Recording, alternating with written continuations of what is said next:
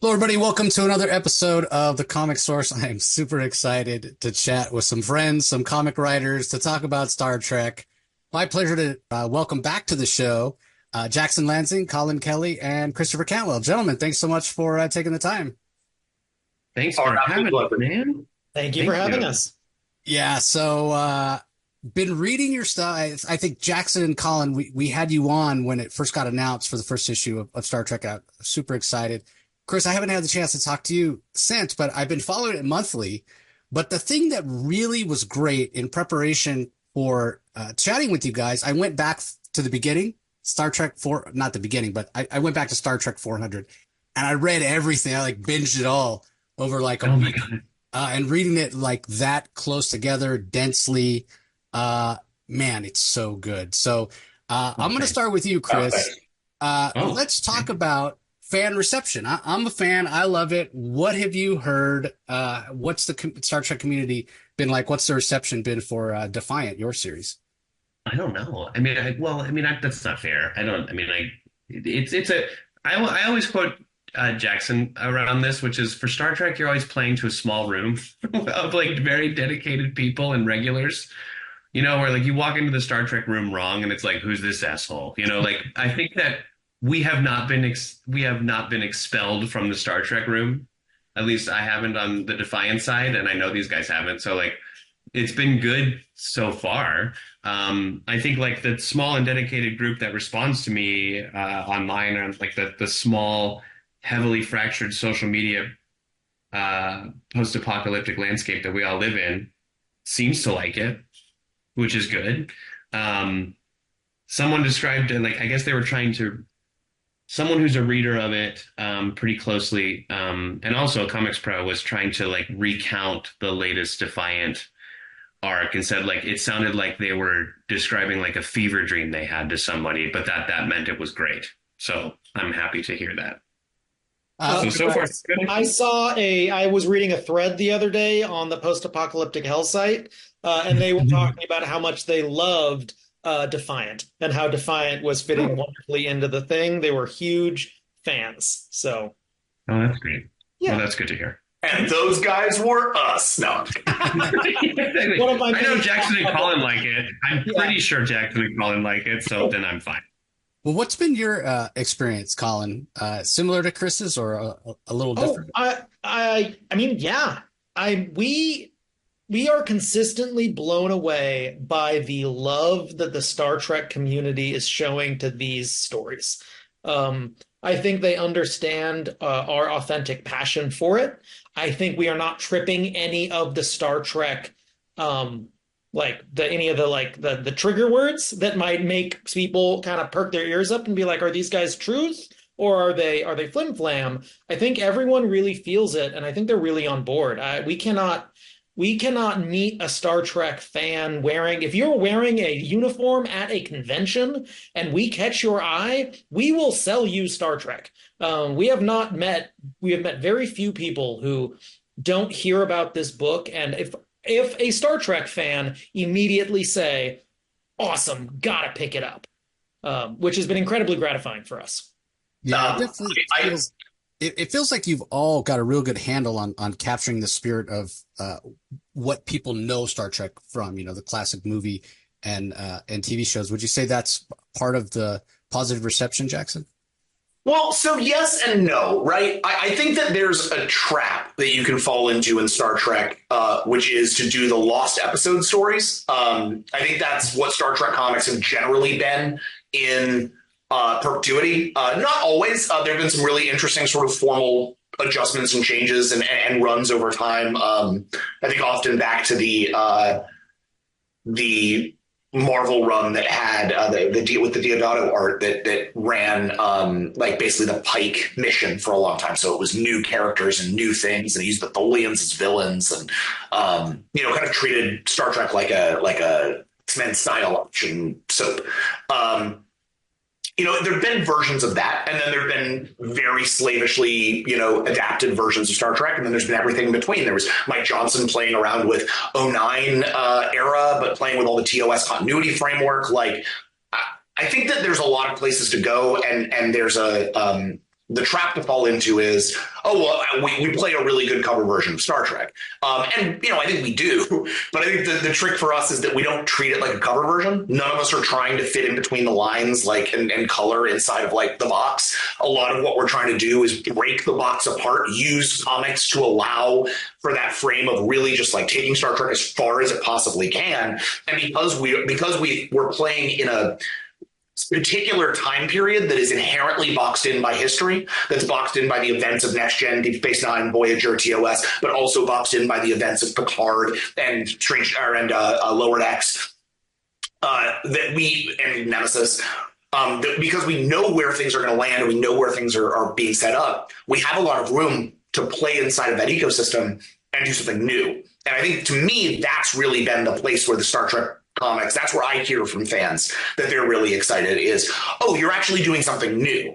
You're doing something that is pushing this forward. You're doing something that's not trying to feed me just the junk food, but is actually trying to follow up on stories, answer things, set up new stories, answer those stories. You're treating it like a comic, not like a lost episode.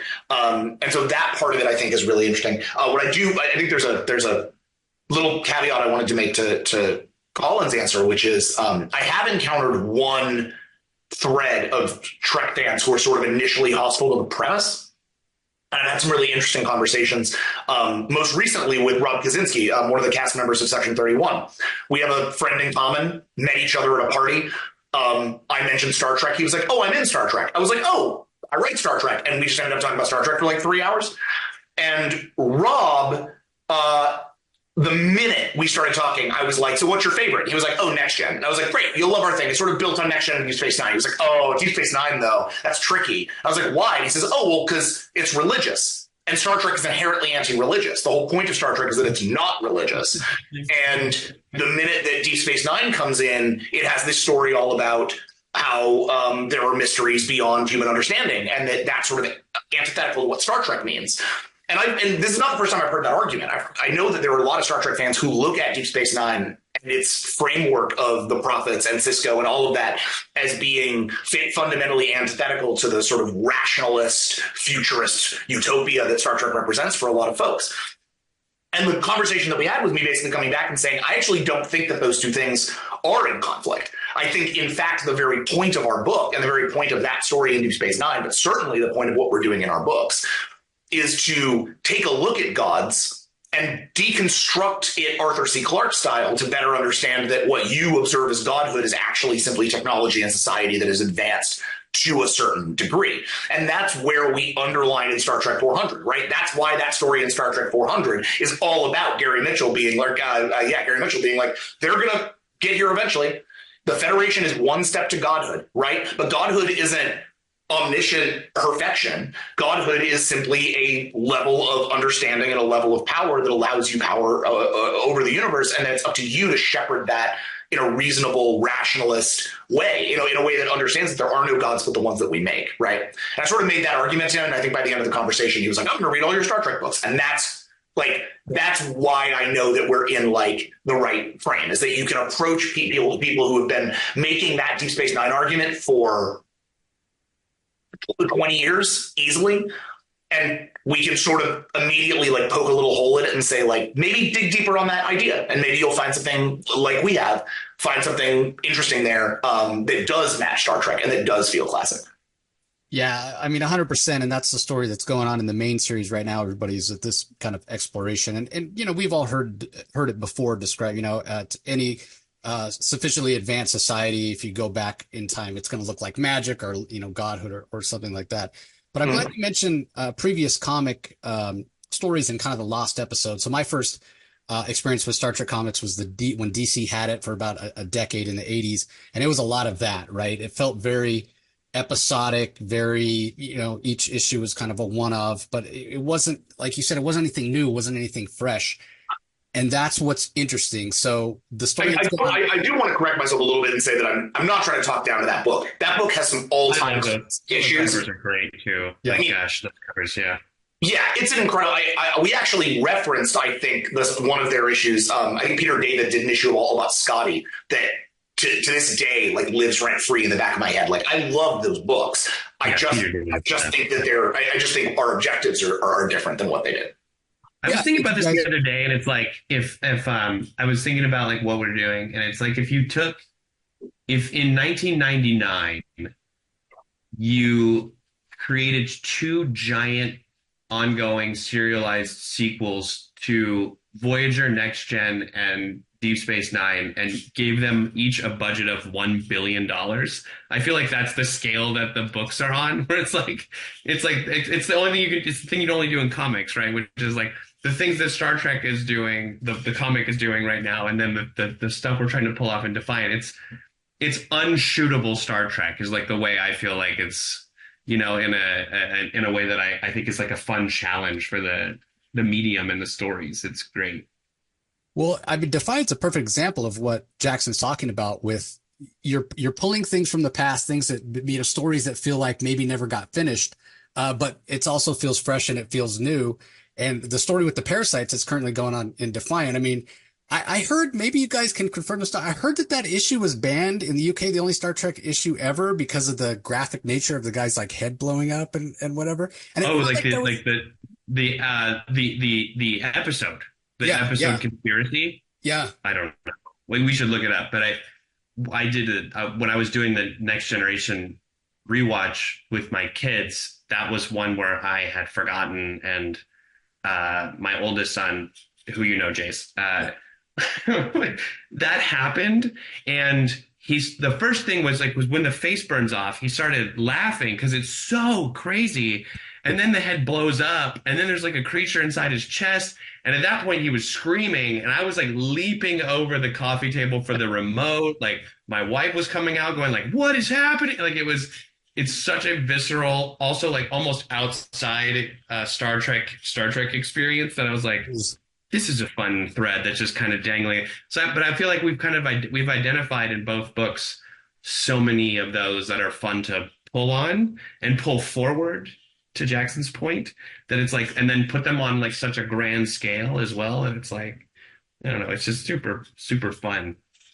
Is that a challenge though? When you want to, pull at these threads, like you said, these little Easter eggs, and, those of us that have followed Star Trek bit fans for a long time, we recognize these ideas and these characters and what have you, and that's fun for us. But to Jackson's point and Colin's point, you do want to keep it fresh. Is that something you're always cognizant of when you're writing Defiant, Chris? To try to be, I think so. I mean, I think we all of us are trying to be forward looking with it. So like even with Defiant, yes, conspiracy happened in season 1 of Next Gen. But like we're, at the same time we're furthering Spock's Romulan reunification plot and dovetailing it into the astronomical discoveries around the star, which would lead to the Kelvin universe. Like we're trying to bridge things as well, right? Not just look back. We're looking forward, but it's like, I guess I'm looking forward to 2009, but like, it's still, you know what I mean? Like, because beyond 2009 is Picard, right? And Hugh and everything that happens there. So like, there's a lot of third act story that's been told in Star Trek on screen. And so this, in a way, in terms of story structure, like some of this gets to be like profound second act stuff for, characters like Sisko, characters like Worf. Well, and a character like Beverly Crusher, who we know fairly soon after these books will be vanishing for 25 years, right? Like we know that she's going to be making these really strong choices. And so in that kind of sense, like for her, this journey is going to be one of those last things that will motivate her to make that big choice. So I completely think Chris is nailing it on the head. We're able to draw stories from the future into our tale as much as we're able to draw from the past into our tale. Well, what's interesting when I hear you guys talking about this, and it goes kind of to a couple of things about Star Trek. The word diversity is often used a lot of times to describe it. Gene Roddenberry was a little bit of a progressive in that diversity of culture. Just a little bit. Yeah, just a little bit. But also diversity of storytelling, right? And we think about all these different versions of Star Trek and what have you. It's not linear, right? And so you guys aren't fitting in, on one path. And so maybe you can speak to this, Collin. Isn't it more like it's a web and you're going to connect in a lot of different places rather than just, one point to start and one point. Jace, how you do not know what is coming. Give me Yes. some hints. If you think the Marvel snipers are strong, wait till you meet the IDW snipers. No, yes. To answer your question, yes. Star Trek is a tapestry. And I think more and more, just as fans, that is one of the things that we, as a community, are coming to grips with. A lot of us have had to do some mental gymnastics in terms of squaring up where Strange New Worlds and Disco and Lower Decks and all these different kind of verticals of Star Trek do fit into the family. Whereas before we had one clean timeline, right? Ever since '09, things have been getting more complicated. Well, I guess in Mirrorverse, right? But in order to respect everything, really treating it all as in some way connected and all valid is one of the most interesting and exciting parts of Star Trek. And then I think to your storytelling point, making sure that you're not telling the same stories over and over and over again.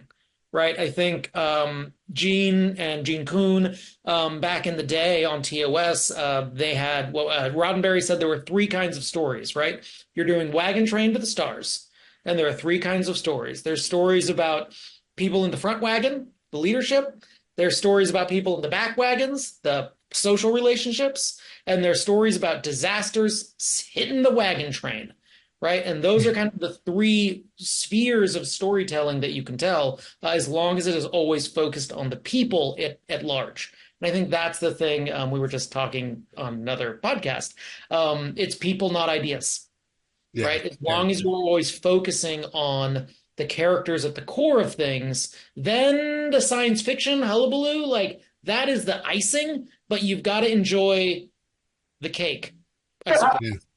I think there's an additional kind of fun aspect to this, right? Which is where we go left, where you imagine the canon goes right? So, for instance, like, I think it can be really, again, it's a trap to, I'm saying that a lot for a Star Trek podcast. Sorry, Star Wars fans. But it is because inevitably, when you say, well, this is the second act, then that means it's story without an ending. It's story without its own stakes. It's story where the ending and the stakes and the resolution and the catharsis, which let's remember is the reason we're all doing this, right? Like catharsis is the underlying aspect of all this stuff. We're trying to give the audience that, and it's all a big elaborate Rube Goldberg machine to provide catharsis for a reader. We got to make sure that this thing has an ending, which means it needs to have its own stakes. It needs to have its own story, which means sometimes when you think you expect something, for instance, is the annual out? The data annual's not out yet. Okay, I can't talk about that. Yeah.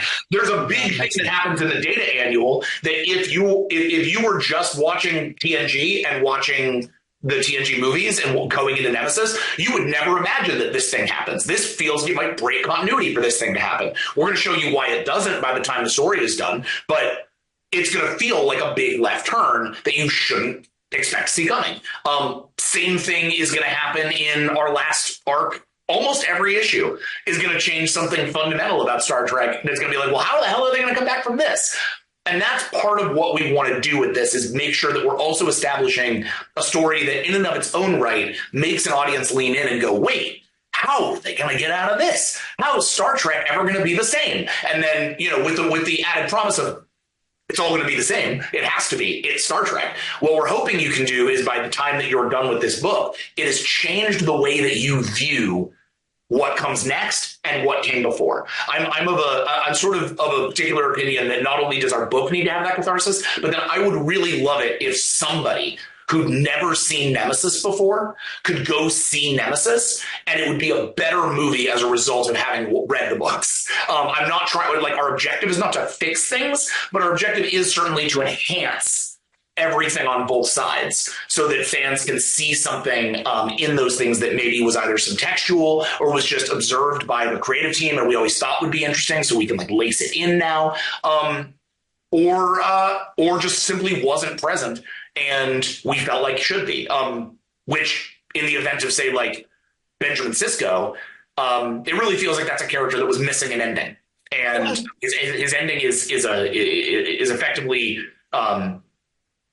he kind of gets kidnapped at the end of the I mean, to that point, Jack, like Cisco, right? Characters, not ideas. This is Cisco's third act, Right. right? This is canonically, this is so he has always been the core of our series. It's where he started. I guarantee you, it's where we're going to end. And he is our emotional core. We hang our hearts on the journey of Benjamin Sisko. Yeah.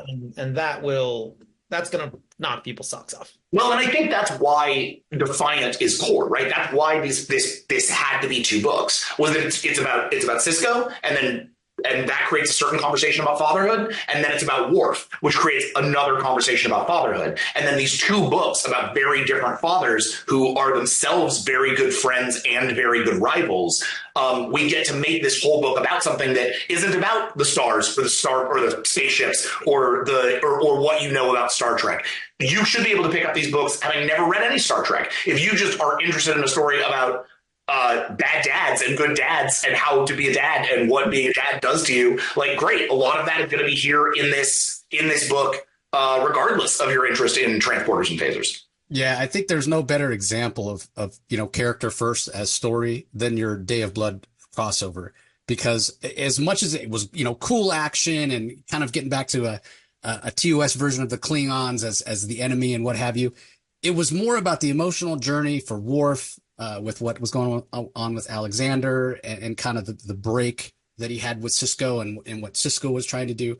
And it was just so interesting and so emotional. And hearing you guys talk about what's coming next, I'm like, oh my God, if it's even better than Day of Blood, it's going to completely blow my mind. So definitely excited for what comes next. I think it kind of kicks off with Star Trek 500, everybody, which is coming in September. So we know that's coming. But one of the things I wonder about, we're talking about challenges earlier, but then also character first. And I want you all to give your thoughts on this and kind of what your process is. We'll start with you, Chris, is this idea of, again, the big tapestry, so many characters. Is it tough to choose? Like, who am I going to bring in? Who am I not? They're essentially team books. So it's already kind of tough, I would think, as a writer to make sure that everybody's getting a little bit time to shine. And then the idea of bringing in other characters, it has to be kind of tough.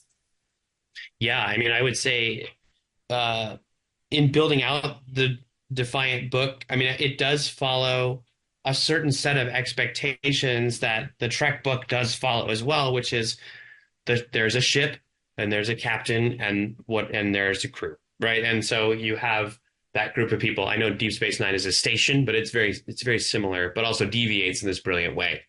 I mean, I think in building Defiant, Jack and Collin had built that out as a pitch and then handed me some suggestions, obviously Worf being front and center of it. And that was definitely the heart of the book was Worf and how Sisko has affected Worf and destabilized Worf further.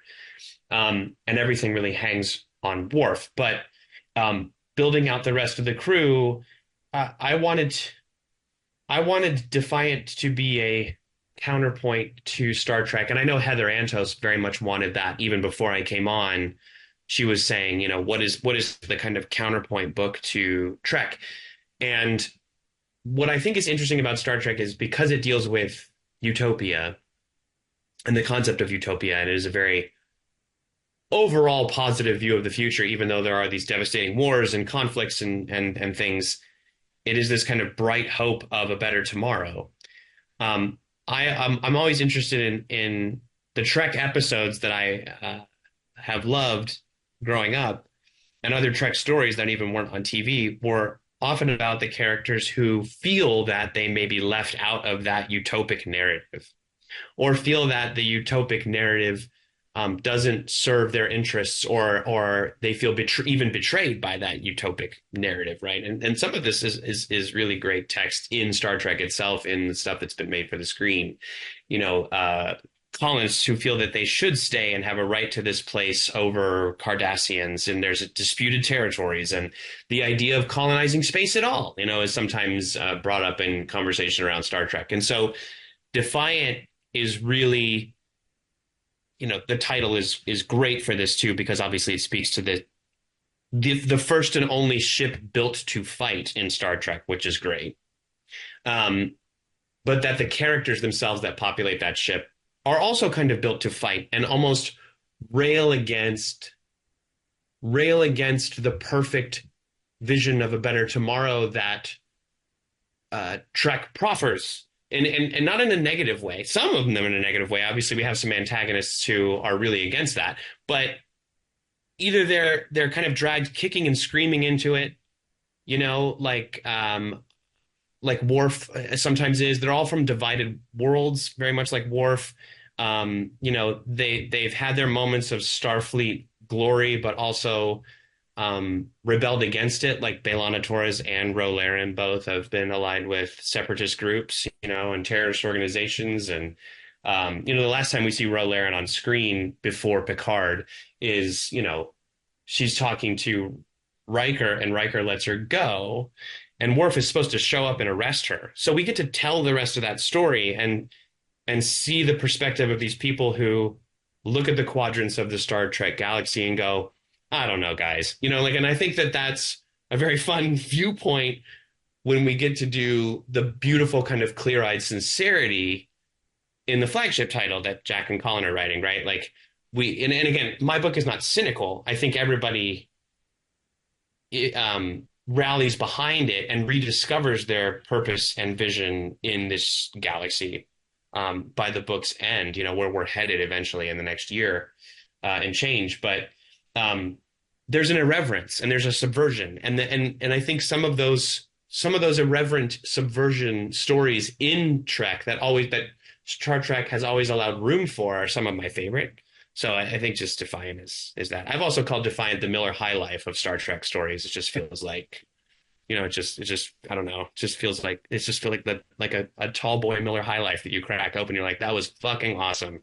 The champagne of beers, my friend. That's right. The champagne of beers. Yes. Well, I think that's it's in many ways the thing I love most about what's happened with the line is that, when Defiant was first dreamed up, in the early days, literally before, Chris came to table, it was designed in our minds as the dark side of the same plot. So it was like we would have this idea of the Theseus out there on the vanguard of all this insane science fiction stuff, and then you would have the Defiant down there in the mud dealing with the nitty gritty of the stuff, and that the tones would be the thing that distinguished the books. And I think that's what the book was for the first 5 issues. And then after Day of Blood, it came to life as its own frame. Suddenly, Chris, freed from all of the machinations of Day of Blood, which, was co-plotted, he was part of all of that, but was definitely in place before Chris came on. So I think it was like, oh, hey, buddy, the train's going to this destination one way or another. Let's all make the train get there. But after that, none of us knew where the train was going after that. We knew the big picture stuff, but there was no timeline.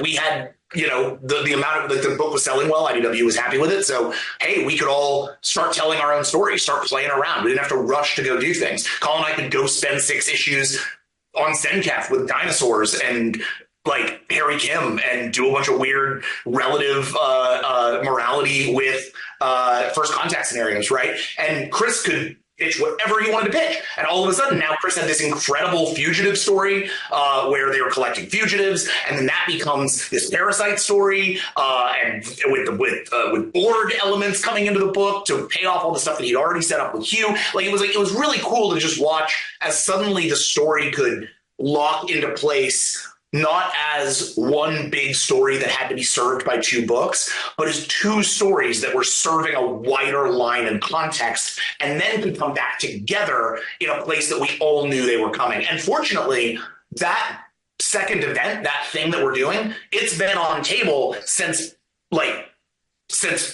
before Day of Blood, since Chris came in with his cast. We started.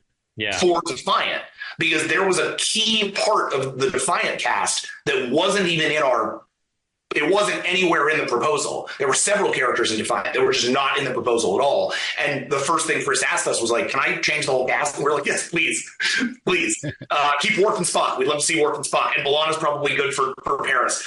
Everybody else, go nuts. Do whatever you want. And thank God, because his cast construction is literally what made the future of the line possible. So it's actually ended up being incredibly collaborative, and neither book has ended up, I think, being steered by the other. By the time that we got out of Day of Blood, they became individualized, exciting experiences on their own for Star Trek fans, with the promise that they will link back up and that everything will be important, contextually by the time. That's the one thing about like these books that is amazing, and I tell people about this is the way these books are written is the way that I thought comic books were written when I was younger. You know what I mean? And maybe it's changed with the evolution of the industry out of necessity, out of the way that things are organized. But the fact that we get to come together, that we just happen to all live in the same place is just key. That's nice. Yeah. That there is an IDW office that we can go to when we need to, that we can convene in that way and plan is great, because it's exactly that. Like when we were building the cast for Defiant, it was like, what about this? And then then Jack and Collin were able to loop me in on, well, here's what we're thinking about for crossover event 2, which at that point was like 4 years away. You know what I mean? And it's like, if we get to this place, but because IDW had said, this is a real commitment that we're making, plan this thing out, we could then even though as soon as I landed, I was building right towards Day of Blood, and within 5 months, like we could plant little seeds of what the second crossover would be through the beginning of my book and Day of Blood. When we came together the first time, it's all there. So for someone who is sticking with us, like a long-term reader, like we all were back in the day, there really is going to be, I think, such a wonderfully rich payoff. But it's also a story that you could pick up the alpha and go, this is amazing, Yeah. And it goes back to, what we've been talking about, and character first, and building your crew, and then that drives the story. And, in turn, their experiences or what have you then lead them other places. And it almost creates this cycle, which is really interesting, because going back to something that you said, and I want to get Collin's take on this idea of, not fitting into a utopia. And I think so often it's like, okay, if something works for, let's say 85% of the people, that doesn't mean you leave the other 15% out and stop asking questions about how do we constantly strive as a species to try to get to, you'll never get to 100%, but isn't it worth always asking the questions, Collin, to see if we can get closer? I mean, of course. Absolutely. I think that's such an important part of Star Trek, is that it is so messy. Like actually running the Federation is incredibly complicated. It's the classic kind of democratic term of the big tent politics, right? Everybody needs to fit in the tent. It doesn't matter if the people are yelling or they're rude. They belong in the tent, and that means you need to listen to them and you need to respect what they're saying, what they stand for. I think that's something both of our books have been really exploring. I think specifically our Zenkepi arc absolutely kind of pulls that apart and really looks at, is that fully functional? Can you truly accept something that is so fundamentally antagonistic to your core values? And I think Star Trek's answer is almost always, if you try hard enough, you will discover that we all have shared core values we can rely on. We can go back to those core elements and we can find that commonality, even though we look incredibly different, even though our languages are absolutely, opposite to each other. It's one of the beautiful things about Star Trek, I think. It's one of the things that draws us to the franchise, and makes it unique. That fundamental rationality that believes at its core that we can all get along, is so rebellious in this age of storytelling, when so much of this is about our light side and dark side, and how the only solution can be our laser swords, right? Like our heroes and our villains in their bright. This is just turned into a drive-by of Star Wars now. I'm gonna you started some discourse. Yeah, I've reignited old feuds. But I absolutely agree. I think it's so important, and I think that's something that's core to Star Trek. Yeah, I mean, when you and yeah, definitely core. It reminds me, what's the the Next Generation episode. You want to talk about finding common ground when you have such a trouble communicating the species that only could speak in like allegories. We literally were referencing that today, Darmok. Yeah, Darmok. Which is one of the greatest stories, not only about synthesis of culture, but just language development. That's a masterclass of storytelling, that episode. Yeah, it's fantastic. Well, we were talking before, Jackson, about this challenge of choosing characters and who to bring in and who not to and what have you. So let's get your take on it, specifically when it comes to, if you can give us your thoughts on the antagonist, on choosing who these, they're not all villains. Sometimes it is just a different perspective. Yeah. But who they're going up against, who the crew's going up against. So what issue just came out? What was that? I'm just trying to remember what issue just came out, because I want the snipers on me. No, I think got this. I know the context. So we have had a really interesting run on that because the story started with a pretty straightforward antagonist plot. This story started effectively as a murder mystery. Someone's killing gods. Who's doing it? How do we stop them? And of course, by gods, as previously discussed, all we need is technologically or spiritually or naturally advanced species that are core to the weft and weave of physics and the way the universe works because of how plugged their technology is into everything. And so in destroying them, you're obviously causing just natural dissolution of things that we all thought are just natural constants, but are actually the ramifications of technology well beyond our understanding that's been going on for billions of years, et cetera, et cetera, et cetera. So once you do that, you're like, well, somebody's got to be dealing with that. Somebody's got to go, who's killing that? Who's making that a threat? And that was a pretty easy solve for us. Collin and I solved that, day one of this pitch before we ever pitched this book. We said, well, it has to be a Klingon. And if we really want to put the gas on, it has to be Kahless, because that's the whole premise of the Klingons. Since we saw them since we saw the wedding in DS9, and they say outright, Klingons saw our gods and we killed them.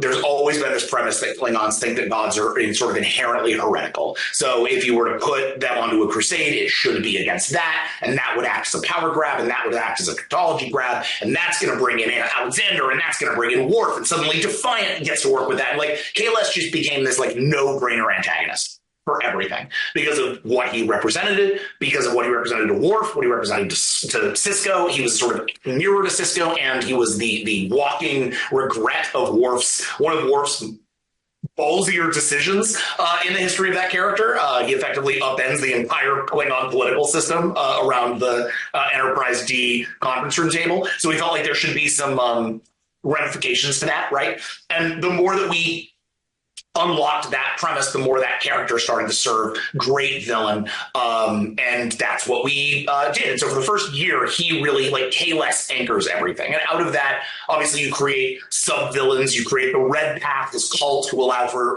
some push and pull on that. When we went to Arc 2, we wanted to make sure that we started to see other people in the sort of post-Dominion War context and how they encounter gods and how they encounter Kahless. And so that led us to Barada Damar and this understanding of not really a villain, but sort of a foil for Sisko, a young Cardassian who doesn't respect Sisko and sees Sisko as a war criminal and as something of a problem state, but also understand why it all happened and is secretly trying to work with Sisko to get stuff done, right? Felt like a very Cardassian move.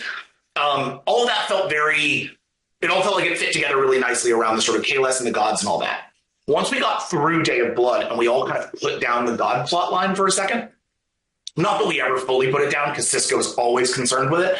And obviously, does Kathy have an interesting relationship with godhood insofar as they're obsessed with evolution. But then we got to start playing with different frames. So you got a sort of villain of the week book out of Defiant, where every week was going to get to go after a different, crazy fugitive character from around the Federation. But ultimately, that book, a lot of those fugitives end up joining the crew or being pretty good, Yeah, or not really I think being a problem? the real antagonist that Defiant had after Day of Blood was, and this was kind of a tricky thing to try and pull off, was Starfleet. Like Yeah, that was the true, and we grounded that in two of two of the two of the admirals that I think fans have the most antipathy for, which is and love, which is Jellicoe and Nechayev. Yeah.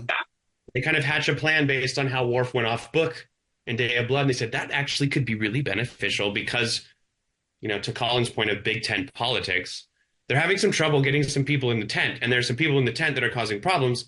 They can't force them out of the tent, so Worf and his little clan of folks, like, they became an asset to Starfleet, and so it's really kind of reflected in our data pages where Starfleet is on its best days in the Defiant data pages. Starfleet still sounds like the principal in Breakfast Club a little bit, where it's like, do not go in there again, like it. And then on its worst days, it's like, we're going to make you sign these things and disavow you so that you can kind of move these pieces behind them. And we got to tell a real disillusionment story in that first arc. And to Jackson's point, like, yeah, like they went after Hugh, and it was like, why are we going after Hugh? Why are we handing him over to Starfleet Intelligence? What do they want to do with him? Like, and there was a lot built around that. So in a way, we kind of got to pull off Starfleet a little bit, which and then you also got to, and then you got to do the incredible thing that you've paid off now in the Parasite arc in Hell's a Word, or Hell is Just a Word, which is you had Benny the Munch, and Benny the Munch felt like a great little answer to the Sigma Iosian thing from TOS and from Year 5, and felt like, okay, this is just a great, like, hey, we're getting to play another gangster character. Isn't that fun? And it's like, nope, he's a parasite. Remember the parasites? We're going to pick those up because nobody else is picking those up. So let's pick those up and let's do something with them. And, like, Chris just leaned in and was like, I'm doing a horror arc. Let's go nuts. And has managed with the haunted house thing. But that allowed us to have the characters turn back and look at Starfleet and go, maybe they're not so bad. Yeah. These could parasites from another dimension can be pretty bad. Maybe they could be the point. They could be the extra-dimensional bug monsters. Yeah, exactly. Like when they see Starfleet personnel being like literally zombified, I think they kind of have a moment of self-reflection. But anyway, I'm sorry. And the interesting thing for us has been, as we moved out of the Zenkethi arc, where Starfleet was also the antagonist, right? Where, like, yes, technically the Romulans were the antagonists. The Romulans are showing up, they're playing bullshit. But actually what Sisko is realizing is he has been set up for failure. He has been set up by Admiral Sato to take the fall for this if it doesn't go well, and to effectively, like, concentrate power under Sato. And so while it's not the traditional bad Admiral story where he gets back and he's like, and I depose you and you're not an admiral anymore. Like, he comes back and he's like, well, everything you did was above board, but I will never stop watching you again, and I'm going to stop taking orders from you. That was a really great understanding for us to say, okay, Sisko has been removing himself from the prophets, so that by the end of Day of Blood, he's like, I don't know that I fully trust the prophets. So I'm going to go be a Starfleet captain. And then he learns, oh, I'm not sure I really trust Starfleet. I'm going to go just solve this problem because it's the only thing I can do. I'm going to go boldly. Yeah, well, and he becomes, well, and Talir comes in and says, I need help. So I think what he says is, like, I'm just going to be a good friend. I'm going to be a father, kind of, right? Because he has sort of a fatherly relationship with most of his crew. So then he's going to go do that, and that's led us into Pleroma, our current arc, which finds the Theseus quite literally in the realm of the gods, right? Like, they have gone to a pocket dimension that I think maybe the best metaphor is that it's sort of the motherboard for our reality. It's the biosystem that's just, like, running what we're all doing, and it exists sort of just right outside of reality, and it's a little constructed zone, and all the gods work together to keep it working. And if they need to repair space-time, which after Kaelus's crusade they absolutely need to do, then they're all going to make that happen. That arc has effectively not had an antagonist. The antagonist of Pleroma is cynicism. The antagonist of Pleroma is disunity among Sisko's crew. Is Lily Sato going to push the button that's been given to her by Section 31? Is are the people of Aegis and the gods there going to reject or accept Talir's the need for Talir or Tendela's saving of the Orion people, which is why they're there? Is Beverly Crusher going to go completely off script to go find her son? Yes.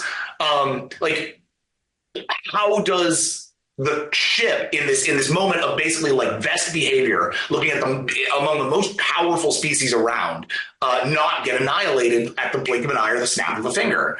That's the tension of Pleroma, not like a traditional sort of villain arc. Until, of course, Sisko's mom shows up.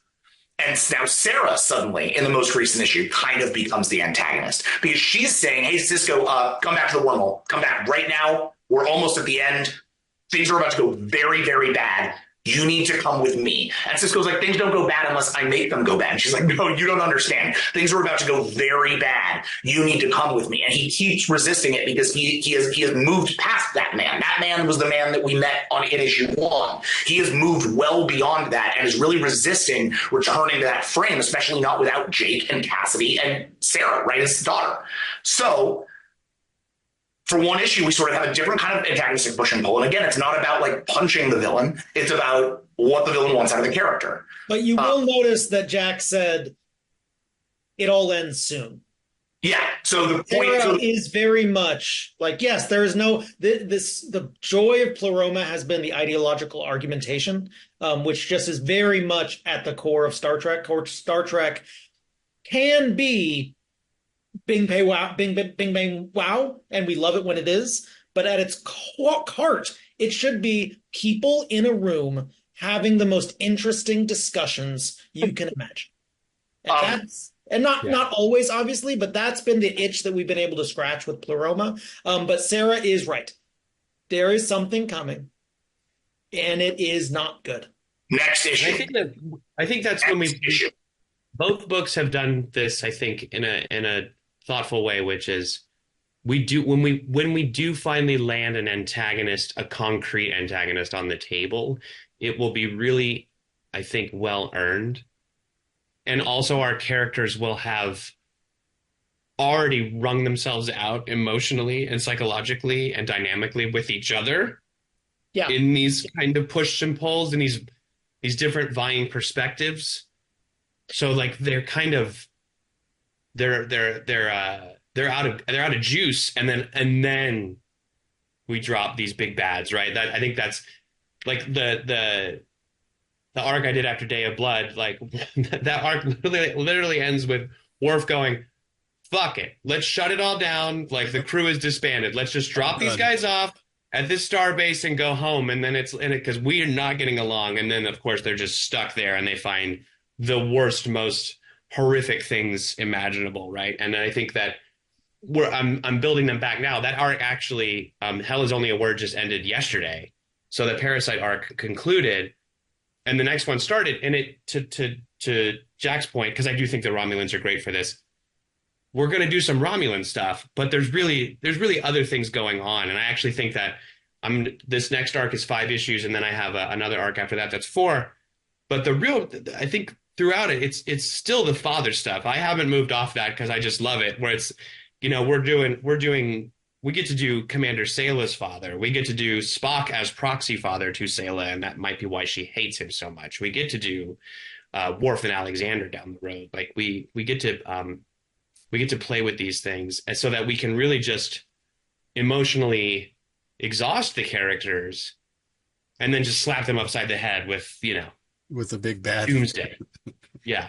And Chris, you just said something really interesting that does clock into place for me, a neat idea, right? And I guess I said it earlier, but this is we all get to get patted on the shoulder for this, right? None of our antagonists are the Romulans, right?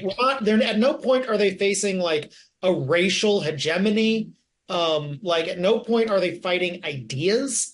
In all of our cases, the antagonists are people. Right. It is people who will try and kill you, not causes. And I think that's just I'm just going to I'm patting you, Chris, and I'm patting you, Jack. I'm giving you all. Let's all do a shared screen high five. There we go.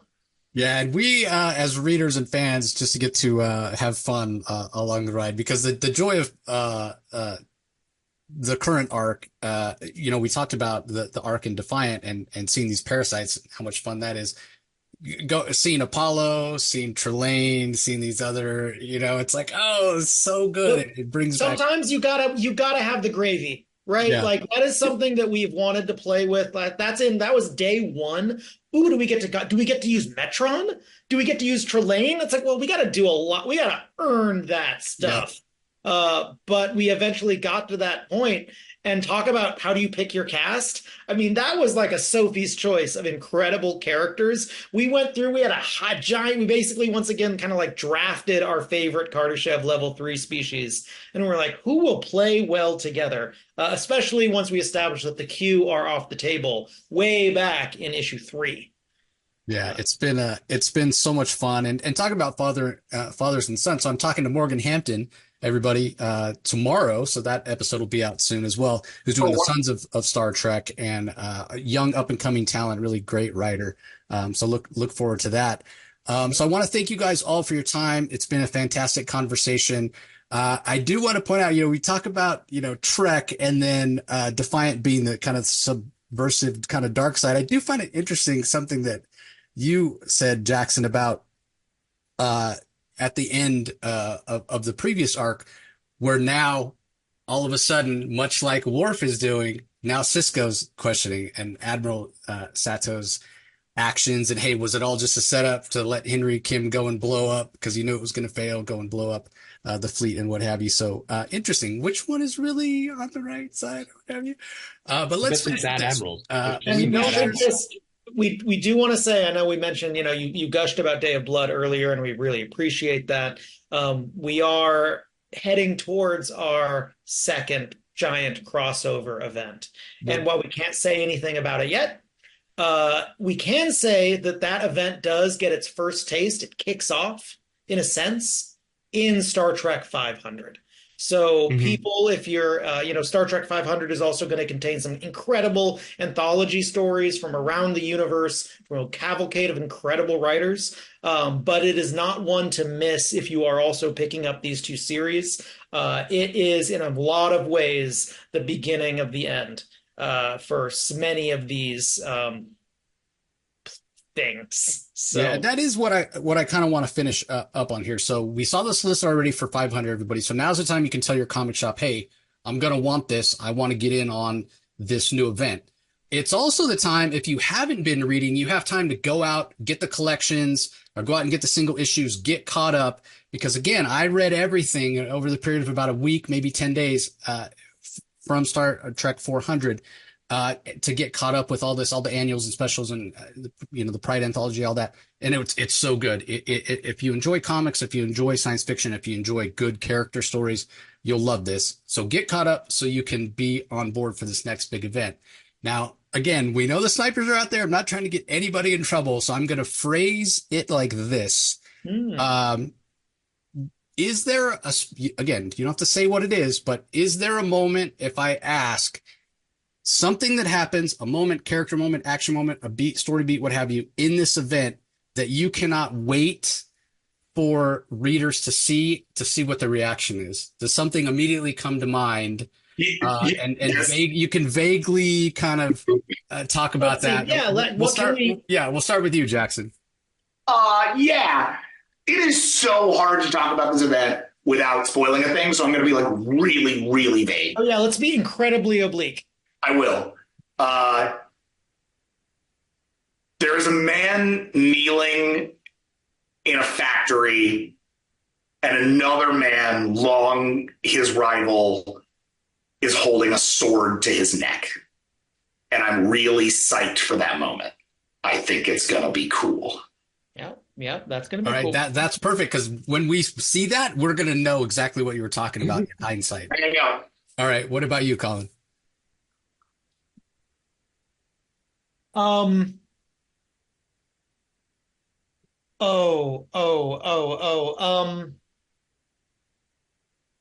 They a fleet will be ended. An entire fleet. We go. Sure. Okay. Yeah, definitely has me wondering what that might be. What about you, Chris? I think for me it's a tie because there are these. I'll try to be oblique. There are these moments of realization that happen Yeah. throughout the crossover event with characters, and there is one, there is one that makes it that has this realization, and it's like, oh, okay, and then it immediately results in someone else's death in a way that is very funny to me. I think it will probably actually be a little bit more emotionally complex, but in my head, it is a very funny moment. I think it will be both. I think there's also a very disturbing, very quick Deanna Troy cameo that I'm stoked for, where people will be like, "What's up with it?" And be like, "Oh my god!" And then we just kind of, it's that one's also great. I think there's a Picard one too. I'm not sure. I don't want to spoil anything else, but like the little cameos where you're just like, "Oh," and then we move off, and it's just kind of great and The terrific. cast list of the event is going to expand well beyond the current cast lists of these books. If you think Day of Blood was big, Yeah. right? This genuinely, the whole point of it is that we did the small, contained, extremely character centric. I mean, everything we're doing is character centric, but like extremely like down in the mud with the characters book. The next event is galaxy scale. It's the biggest. We're going as big as we can. And we're going as big as I think Star Trek can. And we're going to see what it looks like when we use everything. This feels like if the two books were the two $1 billion budget sequels to those three shows, this is the $5 billion feature that is a sequel to the two very successful shows, where it's just like it breaks Hollywood. Like Paramount is gone after this. Like it's just, exactly. Paramount bankrupted itself purely to Yes. make this a reality, and everyone says thank you, sir. like Paramount will have hadn't spent this much money since Sorcerer, but the return is much higher. Well, I can't wait. If it is that big, it would only make sense that we're going to get a chance to see how it affects everybody, characters that we've seen before. So again, listeners, audience, if you're watching us on YouTube or listening on the podcast feed, whatever it might be, if you're a fan of Star Trek, especially kind of this era, Next Generation, Deep Space Nine, Voyager, that kind of thing, you get a chance to see characters that you love. You get a chance to see not only the ones we've talked about. We didn't mention Lore, we didn't mention Commander Sela, but they are in there. They have big roles. It's a ton of fun. Again, now's the time to get caught up. Tell your retailer you want Star Trek 500. You want the big event that's coming. You're going to dig it. I promise you. So, as we're winding down here, let everybody know anything you want to tease or, where to follow your work online. We'll start with you, Chris. I'm on that little hinterland island that is known as Blue Sky. I think my name on there is If You Cantwell. And I try to post when there's the new Star Trek stuff out. So I'm happening over there in my quiet little 42-year-old dad with 3 kids way, trying to stay relevant. The most polite, poorly attended party you have ever been to. That is Blue Sky. That Blue Sky? So the way you describe Blue Sky? Yeah, it's very true. Nice. Very good. We're Collin and I are we have individual accounts. You can follow me on X, Twitter, because I can't leave my following there, at Jackson Lanzing, or on Instagram at Found in the Wild. And I'm on the Hell Site X, still at CP Kelly. Yeah, But links to if the you want to follow us, but if you want to follow us as a unit, as of like 2 weeks ago, we have a unified social presence on all platforms. So if you're on TikTok, if you're on Twitter, if you're on Insta, wherever you are, you can follow us at HiveMind Actual. It's just one word, HiveMind Actual. We're basically all of our business updates are going to be going there. So when new stuff comes out, when we tease new stuff, when FOC is out, that's where people can get that message. In really a goal for us to get to airlift ourselves out of those spaces and allow for the conversation to continue maybe a little bit less without us. Fantastic. We'll put links to the social media in the show notes, everybody. So if you're having trouble finding them, you can go there. And again, these guys are talented writers, every one of them. They've all been on the show before. If you're new, tuning in because you're a Star Trek fan, hey, welcome. Thanks for joining us. Thanks for the support. Go back and listen to previous conversations I've had with these gentlemen about other things they've done, from Iron Man to Green Arrow to you name it, and new stuff coming as well. The Captain America arc you guys did was amazing. Thank you. And Chris has done fantastic things. Conspiracy theories about the assassination of JFK. Plastic Man's coming. These are writers you're going to. That just makes me sound like the crazy one, which I'll take. I like that. I like it. Yeah, I mean, that's a perfect endorsement, right? Plastic Man and the JFK assassination melded together. What did Plastic Man do? What a legacy. You'd have the perfect. That's how he was able to bend the bullet. Exactly. That's right. Exactly. Plastic Man there killed wasn't JFK. a second shooter. That's the sequel book. We're writing that, the three of us. I love that. Let's do it. It's been great. As long as we get to work with Alex Lenz, I'm fine, man. Yeah, Fine. 100%. So, again, thanks, gentlemen. It's been a pleasure. Been too long since I've talked to any of you. So, thanks for taking the time. I know how busy you are, all are. So, listeners, we want to thank you again for your support as well. Appreciate you tuning in, and we'll talk to you next time.